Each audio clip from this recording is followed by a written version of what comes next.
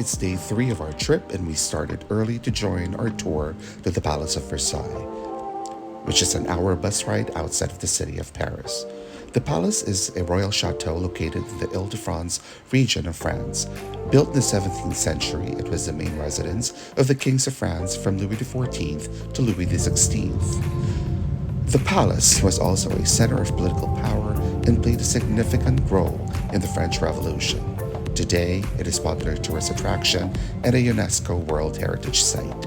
As we arrived, we can see the crowds beginning to gather at the front gate of the chateau. The first things noticeable as we first enter the room is the opulence of it. It is adorned with gilded sculptures, paintings, and massive dimensions of doors and pictures. From the inside out, through the mirrors, you can see the Cour Royale, which is a courtyard I'll talk about later. As we passed through the corridors, I was just amazed at the opulence and the grandeur of each of the rooms that were delicately decorated with many symbolic items and paintings specific to the purpose of the room. It is very interesting that one has to pass through each of the rooms to get to the next.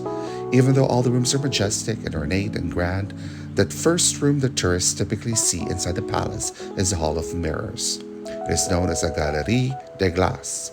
This magnificent hall is one of the palace's most famous and impressive rooms, and it is considered a masterpiece of Baroque architecture. The hall is approximately 73 meters long and is lined with 17 large mirrors and 28 candelabras, creating a stunning display of light. The Hall of Mirrors was used primarily as a reception hall for the royal and diplomatic events. It was here that Louis XIV and later monarchs would receive ambassadors and dignitaries from around the world. One can only imagine the lavish gatherings and parties that were held here. In this room is described the king governs alone. Marie Antoinette's bedroom at the palace is located in the Queen's State Apartments.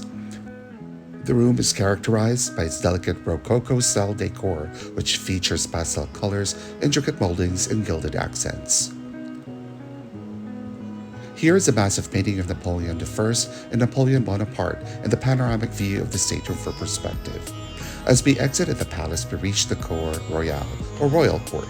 This large central courtyard is surrounded by the palace's principal buildings and serves as the main entrance to the palace.